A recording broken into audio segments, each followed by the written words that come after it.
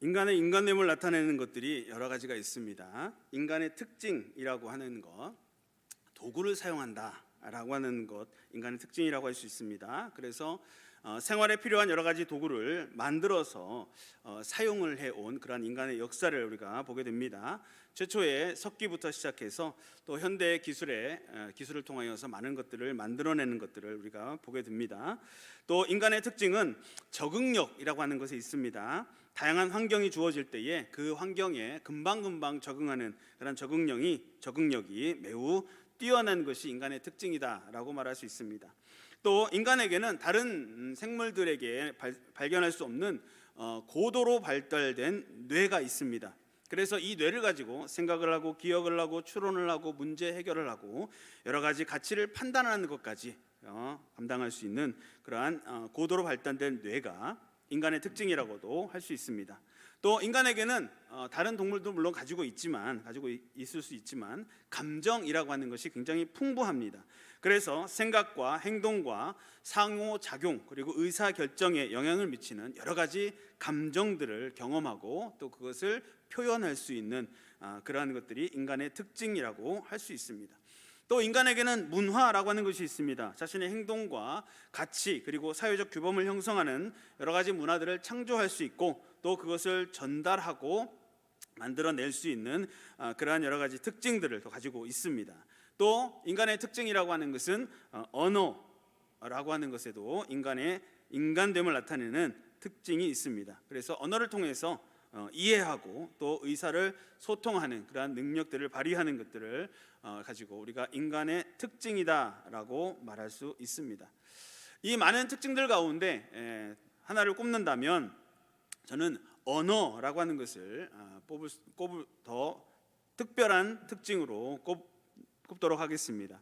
왜냐하면 이 다른 특징들은 다른 생물들에게도 어느 정도 조금씩 나타나는 그런 부분들이 있지만 이 언어라고 하는 것은 오직 인간만 가지고 있는 특별한 것이기 때문입니다. 모든 피조물 중에 오직 인간에게만 있는 능력, 이 언어라고 하는 것, 이것은 하나님께서 많은 피조물들 가운데 오직 인간에게만 주신 특별한 은혜입니다. 바로 이 언어를 통해서 우리는 하나님의 뜻을 이해하고 하나님의 섭리를 이루어가는 그런 통로가 될 수 있습니다. 인간은 언어를 통해서 하나님과 소통하고 하나님을 찬양하고 하나님께 영광을 돌릴 수 있습니다.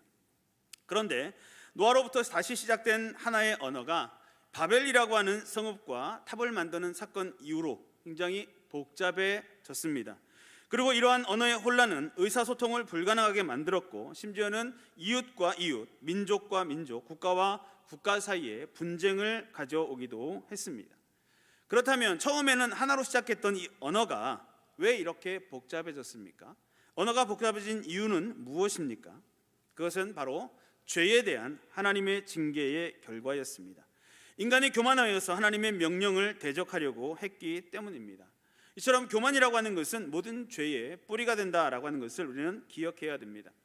창세기 1장에 보면 하나님은 아담을 창조하시고 그에게 복을 주시면서 말씀하십니다. 생육하고 번성하여 땅에 충만하라, 땅을 정복하라, 바다의 고기와 공중의 새와 땅에 움직이는 모든 생물을 다스려라 라고 말씀하셨습니다. 그러나 첫사람이었던 아담은 하나님처럼 되고자 하는 교만한 마음 때문에 사탄의 유혹을 이기지 못하고 결국 하나님의 명령, 하나님과의 약속을 순종하지 않음으로 말미암아 하나님께서 주심하고 약속하신 놀라운 복을 누리지 못하게 되었습니다. 또 아담 이후의 모든 인간들은 아담이 가진 이 죄성을 이어받아서 끊임없이 타락하게 되었고 하나님 앞에서 범죄하게 되었고 하나님의 말씀에 불순종할 뿐만 아니라 하나님을 무시하고 하나님을 대적하는 데까지 이르게 되었습니다. 하나님께서는 이렇게 타락한 인간들을 향하여서 천년이라고 하는 긴 시간 동안 에녹으로부터 노아에 이르기까지 심판을 경고하시면서 오래 참아주셨습니다. 그러나 결국 회개하지 않은 인간들로 말미암아 하나님께서는 그 경고하신 심판을 실행하시게 되었고 노아를 통해서 새로운 하나님 나라를 다시 시작하시게 됩니다. 오늘 본문에는 새로운 시작을 알리는 내용과 함께 또다시 인간들이 교만하여져서 하나님의 말씀에 불순종하고 하나님을 대적하는 모습이 기록되어 있습니다. 바로 바벨이라고 하는 도시를 건설하는 사건입니다. 그러나 하나님께서는 모든 상황을 아주 간단하면서 깔끔하게 정리하시고 하나님께서 원래부터 계획하신 대로 하나님의 나라를 새롭게 세워 가십니다. 오늘 이 시간에 본문을 중심으로 세 가지를 우리가 함께 살펴보려고 합니다. 첫 번째는요, 온 땅으로 확장되어야 하는 하나님 나라입니다. 창세기 9장 1절을 말씀해 보면 하나님이 노아와 그 아들들에게 복을 주시며 그들에게 이르시되 생육하고 번성하여 땅에 충만하라 라고 말씀하고 있습니다. 첫사람 아담에게 명령하셨던 것처럼 하나님께서는 새롭게 시작하는 하나님 나라의 대리 통치자인 노아에게, 아담에게 주셨던 동일한 명령을 주셨습니다. 이 명령은 하나님 나라가 온 땅으로 확장되기를 원하시는 하나님의 마음이 담겨져 있는 명령입니다. 이 명령은 아무에게나 주어진 것이 아니고 하나님께서 택한 백성들에게만 주어진 것입니다. 하나님께서는 하나님 나라의 대리 통치자들이 이 명령을 준행하기를 원하셨습니다. 그리고 하나님께서는 계속해서 하나님 나라를 확장시키시고 세워 나가시는데 하나님께서 택하신 하나님 나라의 대리 통치자들을 사용하기를 원하고 계십니다. 그러므로 저와 여러분은 아담과 노아에게 주셨던, 그리고 지금도 택한 백성들에게 주시고 행하기를 원하고 계시는 하나님의 이 명령을 기억해야 합니다. 저와 여러분이 이 땅에 태어나고 자라고 살아가고 있는 것은 분명한 이유와 목적이 있습니다. 어떤 사람은 태어나기도 전에 죽기도 합니다. 어떤 사람은 태어나자마자 죽기도 합니다. 어떤 사람은 어린아이 때에 죽기도 하고 어떤 사람은 젊은 나이에 죽기도 합니다. 왜 그렇습니까? 왜 태어나는 것은 순서가 있는데 죽는 것은 순서가 없습니까? 성경은 그 이유에 대해서 하나님께서 생명의 주인이시기 때문이다 라고 말씀합니다. 시편 36편 9절 말씀에 보면 진실로 생명의 원천이 주께 있사오니 주의 빛 안에서 우리가 빛을 보나이다 라고 고백하고 있고, 시편 54편 4절 말씀에도 하나님은 나를 돕는 이시며 주께서는 내 생명을 붙들어 주시는 이시니이다 라고 고백하고 있습니다. 또 사도행전 17장 25절 말씀에는 또 무엇이 부족한 것처럼 사람의 손으로 섬김을 받으시는 것이 아니니 이는 만민에게 생명과 호흡과 만물을 친히 주시는 이시다 라고 하나님에 대해서 그렇게 설명을 하고 있습니다. 모든 것의 주인이신 하나님께서 하나님의 계획을 따라서 각 사람마다 생명을 주셨고 각자에게 사명을 주셔서 그가 생명을 누리는 동안에 하나님께서 원하시는 삶을 살도록 하신다라고 하는 것입니다. 노아의 생명을 특별하게 보존하셨던 하나님께서는 이제 새로운 시작을 통하여서 아담에게 주셨던 명령, 생육하고 번성하여 땅에 충만해야 한다라고 하는 사명을 다시 노아에게 주셨습니다. 그리고 노아가 이 명령을 순종함으로써 하나님 나라가 확장되고 완성되기를 원하셨습니다. 이것이 바로 노아를 통해서 하나님 나라를 새롭게 시작하시려는 하나님의 크고 놀라운 계획이었습니다. 하나님께서는 저와 여러분에게도 놀라운 계획을 가지고 계십니다.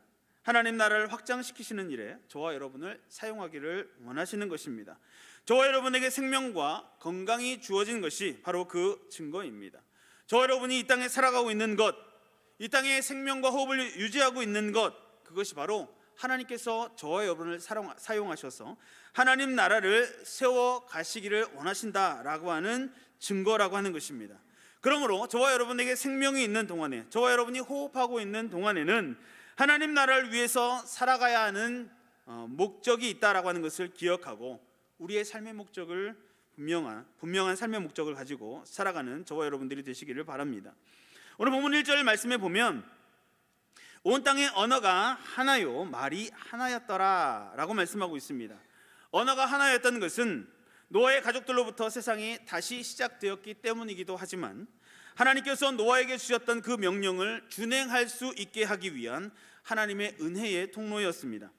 하나님께서 인간들에게 주셨던 자유의지를 가지고 인간들이 스스로 하나님의 명령에 순종하고 하나님을 기쁘시게 하는 삶을 살아내며 하나님이 기뻐하실 결과들을 하나님 앞에 가지고 나와서 하나님께 영광 돌리기를 하나님은 원하셨습니다.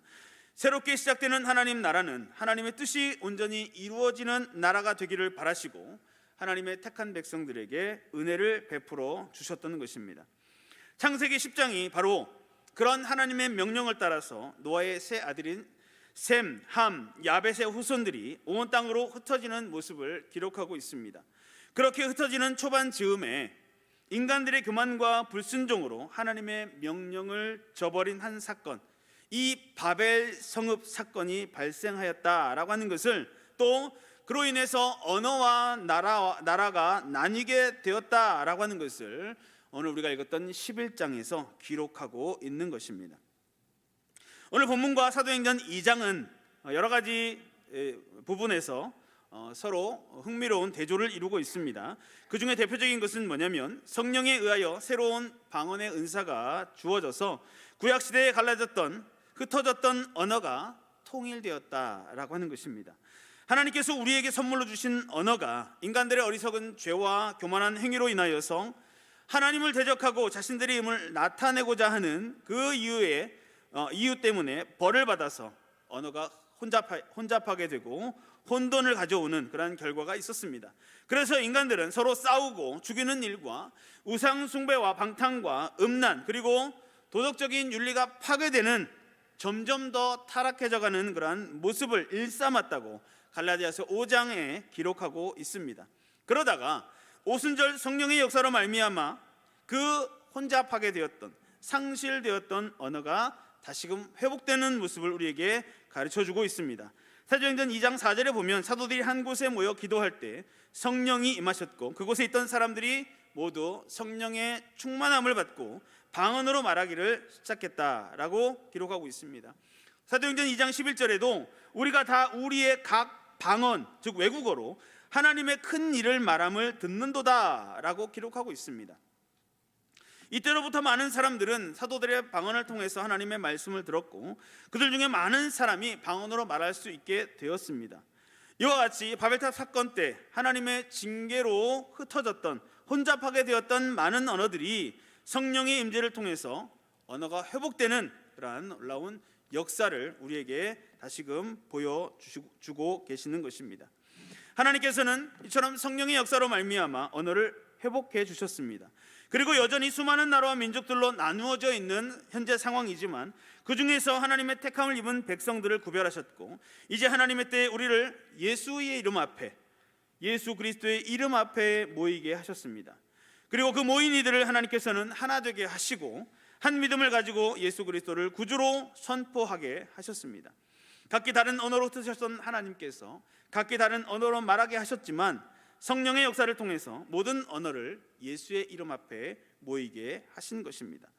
그러므로 저와 여러분들은 예수 그리스도를 중심으로 한 공동체에 속한 자들로서 성령의 충만함으로 언어를 다시 하나 되게 하신 하나님의 뜻이 무엇인지를 분명히 깨달아야 합니다. 또 확장되어야 하는 하나님 나라를 위해서 우리 각자에게 맡기신 비전과 사명이 무엇인지를 발견해야 합니다.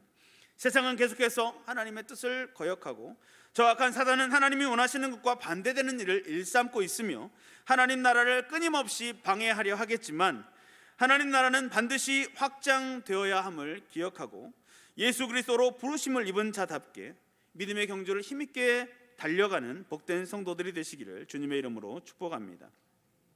둘째로, 인간들은 믿음을 버리고 탐욕의 도시를 건설하였습니다. 본문 2절부터 4절까지 기록된 말씀입니다.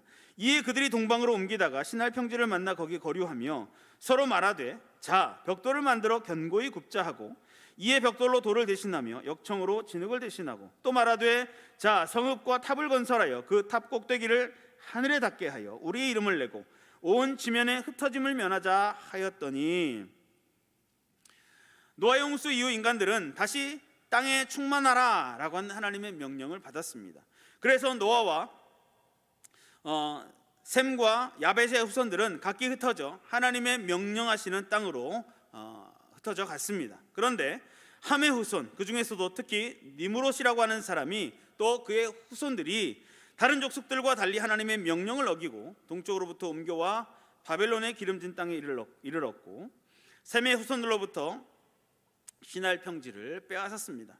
그리고 하나님의 뜻을 거스려 흩어짐을 면하자라고 하는 목적을 가지고 바벨에 탑을 쌓는 일에, 도시를 건설하는 일에 힘을 모으게 되었습니다. 어떤 사람들은 말하기를 그들이 바벨탑을 세운 것은 장차 있을지도 모를 또 다른 홍수를 피하기 위한 것이었다라고 말합니다. 그러나 그것은 말이 맞지가 않습니다. 왜냐하면 그들은 이미 하나님께로부터 다시는 홍수로 너희를 멸하지 않을 것이다 라고 하는 약속을 받았기 때문입니다. 창세기 9장에 내가 구름으로 땅을 덮을 때에 무지개가 구름 속에 나타나면 내가 나와 너희와 및 육체를 가진 모든 생물 사이에 내 언약을 기억하리니 다시는 물이 모든 육체를 멸하는 홍수가 되지 아니할지라 라고 말씀하셨습니다. 그러므로 그들이 만약 홍수를 대비해서 탑을 쌓았다라고 한다면 그들은 하나님의 약속의 말씀을 믿지 않았다는 얘기가 됩니다. 결국 그러한 불신앙과 불순종의 이유 때문에 바벨탑을 쌓는 그들의 동기는 하나님께서 보시기에 심히 가증스러운 것이었습니다. 성읍과 탑을 건설하여 그 탑 꼭대기를 하늘에 닿게 하자라고 하는 이 그들의 주장은 하나님의 약속을 믿지 않는 그들의 믿음을 나타낸 것입니다. 하나님의 약속을 믿지 않았고 오히려 자신의 기술과 자신들의 방법을 믿는, 자신들의 생각을 따라가는 불신앙적인 모습인 것입니다. 이처럼 하나님 없이 살아가는 사람들은 기술과 방법, 자기의 생각을 통해서 자신들의 삶의 구원을 추구합니다.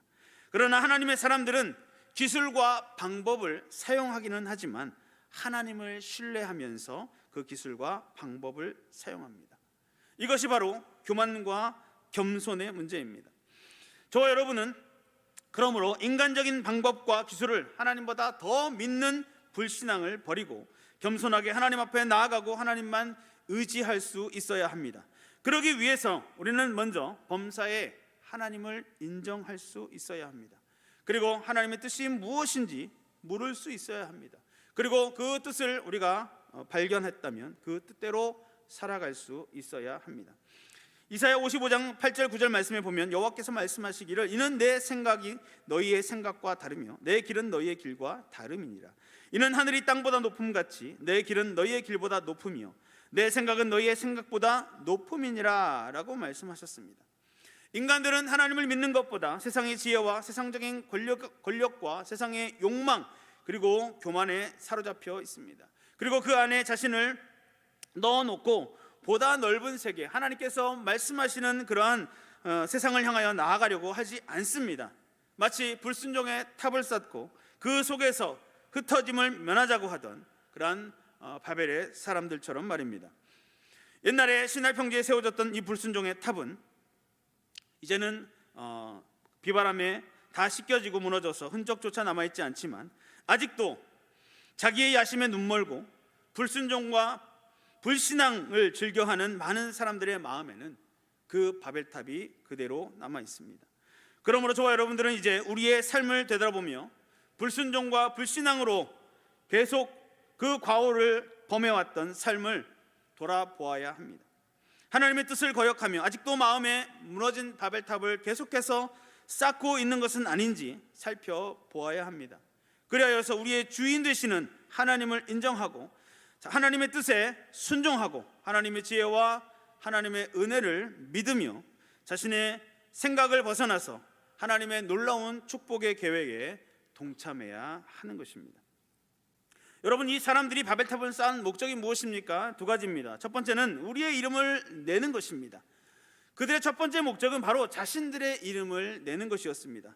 4절에 보니까 자 성과 탑을 건설하여 그 탑 꼭대기를 하늘에 닿게 하여 우리의 이름을 내고 라고 기록하고 있습니다.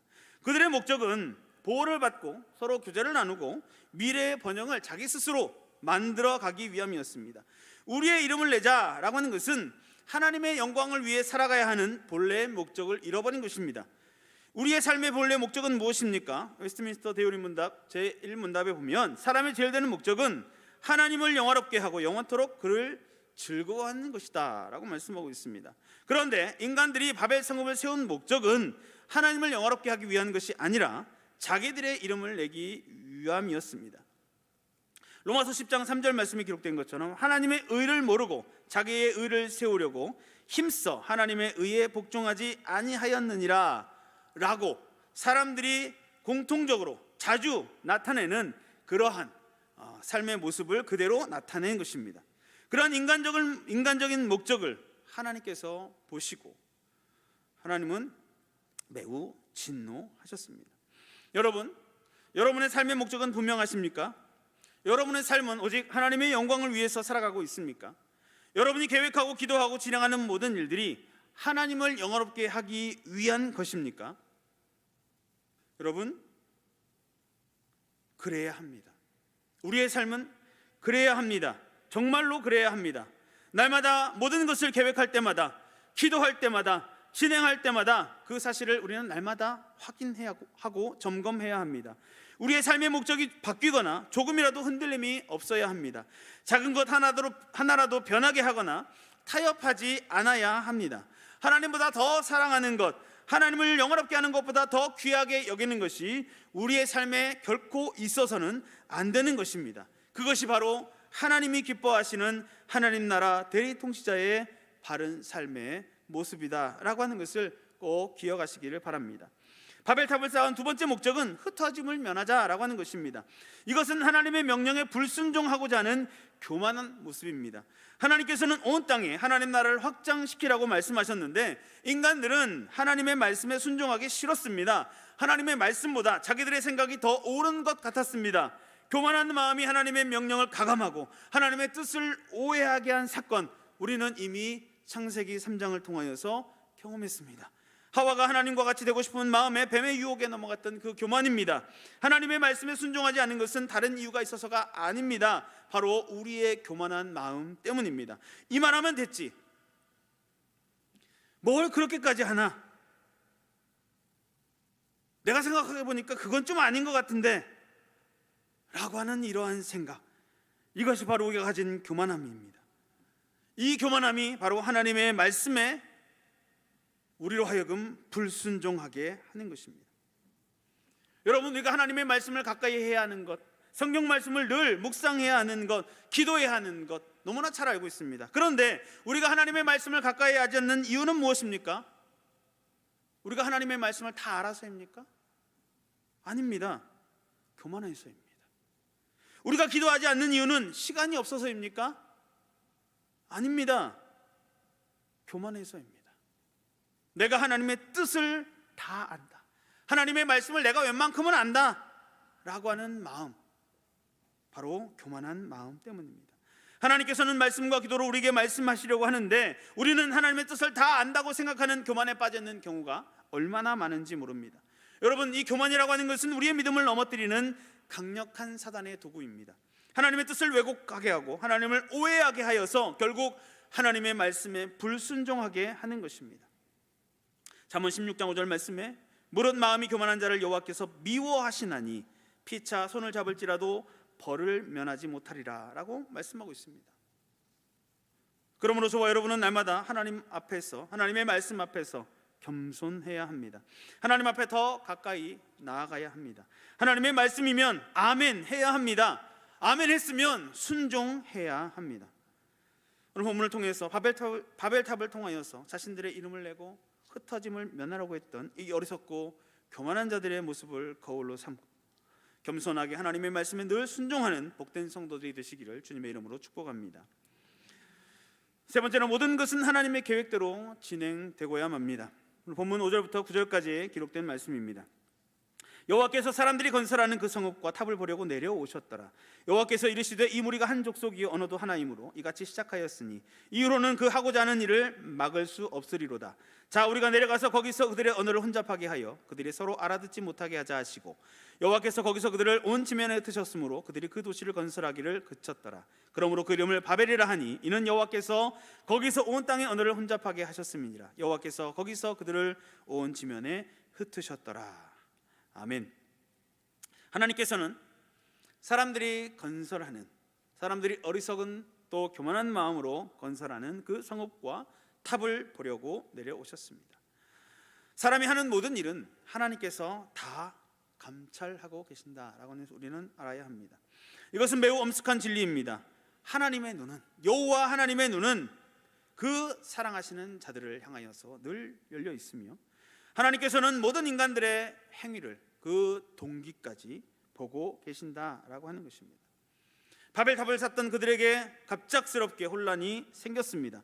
8절 말씀이 기록된 대로 여호와께서 거기서 그들을 온 지면에 흩으셨으므로 그들이 그 도시 건설하기를 그쳤더라. 하나님께서 언어를 혼잡하게 하셔서 그들을 지면에 흩으셨습니다. 이 언어의 혼잡은 교만한 인간들에게 내려진 하나님의 징계였습니다. 그러나 그것은 하나님께서 인류를 향한 하나님의 은혜 베푸심이기도 했습니다. 더 이상 교만해지지 못하도록 흩으셔서 그들을 멸망에 이르지 않도록 하신 것입니다. 여러분, 부모가 그 자녀를 징계하는 것은 고통을 주기 위함이 결코 아니다라고 하는 것을 우리는 너무나 잘 알고 있습니다. 자녀에 대한 부모의 징계는 자녀로 하여금 바른 길을 가게 함으로써 결국 복된 삶을 살게 하기 위한 것입니다. 마찬가지로 하나님께서 언어를 혼잡하게 하신 데에는 분명한 이유가 있었습니다. 그것은 언어를 혼잡하게 하심으로써 큰 탑과 성을 쌓고 그 안에서 살고 흩어짐을 면하고자 하는 인간들을 하나님의 계획대로 옮기시고자 하는 것입니다. 그래서 하나님의 문화 명령에 그렇게라도 순종하게 되고 하나님의 복을 받게 하시기 위함이었습니다. 그 어리석은 인간들은 하루아침에 언어가 달라졌습니다. 그래서 소통을 할 수가 없었습니다. 언어뿐만 아니라 그 사람들 자체에 많은 혼란이 생기게 되었습니다. 그들은 그렇게 분열되었고 그렇게 해서 모든 지역으로 인간들이 퍼져나가게 되었습니다. 하나님께서 언어를 혼잡게 하시는 그 간단한 방법을 통해서 하나님의 계획이 그대로 실현되었다라고 하는 것입니다. 잠언 16장 1절 말씀에 마음의 경영은 사람에게 있어도 말의 응답은 여호와께로부터 나오느니라. 9절에도 사람이 마음으로 자기의 길을 계획할지라도 그의 걸음을 인도하시는 이는 여호와시니라 라고 우리에게 분명하게 말씀하고 있습니다. 모든 일은 하나님께서 계획하신 대로 하나님께서 행하시는 대로 그대로 진행되고 그대로 나타나게 된다라고 하는 것입니다. 여러분, 하나님의 생각과 계획은 우리의 생각과 계획과 너무나도 다릅니다. 하나님의 능력은 우리의 상상을 훨씬 뛰어넘습니다. 우리는 가끔 하나님을 사랑의 하나님으로, 은혜의 하나님으로, 우리의 아버지 되신 하나님으로 표현하면서 하나님이 얼마나 위대하신 분인지 잊어버릴 때가 있습니다. 그러나 하나님은 전능하시고 참되시고 유일하신 하나님이십니다. 놀라운 지혜와 능력으로 모든 만물을 다스리고 하나님의 뜻대로 섭리하시는 참 신이시다라고 하는 것을 우리는 꼭 기억해야 합니다. 그리고 모든 것은 다 하나님의 뜻대로 이루어지고 하나님이 계획하신 대로 그대로 나타나게 된다라고 하는 것을 꼭 믿으시기 바랍니다. 그리고 그 하나님을 인정하고 하나님께서 말씀하시는 대로 순종하며 하나님이 원하시는 믿음의 삶을 살아가는 복된 성도들이 다 되시기를 주님의 이름으로 축복합니다. 성도 여러분, 창세기 9장에서 하나님은 새로운 하나님 나라를 시작하시면서 노아에게 생육하고 번성하여 땅에 충만하라 라고 말씀하셨습니다. 이것은 창세기 1장 28절에서 아담에게 주셨던 하나님의 명령과 동일한 말씀입니다. 하나님의 무시무시한 심판을 경험했던 인간들은 이제는 하나님의 말씀에 순종하고 하나님을 영화롭게 하는 삶을 살아야 마땅했습니다. 그런데 하나님의 복을 받아 번성하고 안정된 삶을 살게 된 인간들은 아담의 죄악된 모습을 그대로 답습하는 것을 보게 됩니다. 또다시 하나님의 말씀에 불순종하는 모습을 성경은 기록하고 있습니다. 그들이 교만해졌다라고 하는 것입니다. 하나님의 영광을 위해서 살아가야 하는 존재 목적과 생육하고 번성하여 땅에 충만하라 라고 하는 하나님의 명령을 잊어버리고 흩어짐을 면하고 자기들의 이름을 내기 위해서 어리석고 교만한 마음으로 바벨탑을 쌓기 시작하는 것입니다. 이것은 하나님 나라의 진짜 왕이신 하나님을 밀어내고 자기들이 그 자리에 앉으려고 하는 악한 계획이고 하나님을 향한 반역의 모습입니다. 이러한 인간의 반역에 대해서 하나님께서는 아주 간단하게 인간들의 결집력의 원동력이 되는 언어를 혼잡게 하심으로써 그 계획을 간단하게 무산시키셨습니다. 우리의 이름을 내자 하던 교만한 이들을 흩어버리셨습니다. 그리고 하나님 자신의 의도와 계획대로 인간을 온 세상에 흩으셔서 문화적인 사명을 감당하고 하나님 나라를 세워 가셨습니다. 우리 하나님은 공의로우신 분이시지만 은혜가 풍성하신 분이십니다. 또한 놀라운 지혜로 모든 것을 완벽하게 계획하시고 그 계획하신 대로 이루시는 전능하신 하나님이십니다. 그 하나님을 우리가 믿고 섬기고 사랑하고 있다라고 하는 것입니다. 그리고 그 하나님께서는 우리에게 날마다 생육하고 번성하여 땅에 충만하라, 땅을 정복하라, 바다의 물고기와 하늘의 새와 땅에 움직이는 모든 생물을 다스리라 라고 지금도 말씀하고 계신다라고 하는 사실을 꼭 기억하시고 그 하나님의 명령 앞에 늘 겸손하게 귀를 기울이고 또 주님의 뜻이면 아멘하며 순종함으로써 하나님 나라가 확장되고 온전히 세워지는 귀한 일에 복된 일에 귀하게 쓰임 받는 온 성도들이 되시기를 주님의 이름으로 축원합니다. 기도하겠습니다. 거룩하신 하나님, 이 밤에도 우리를 불러 주의 말씀 앞에 있게 하시니 감사합니다. 바벨탑 사건을 통하여서 하나님의 전능하심을 발견하게 하시고 인간의 보잘것없음과 또 인간의 바른 존재 목적을 깨닫게 하셔서 하나님 나라를 위한 놀라운 계획을 가지고 우리에게 명령하시는 그 하나님의 말씀 앞에 겸손하게 순종하는 성도들이 되도록 인도하여 주시옵소서.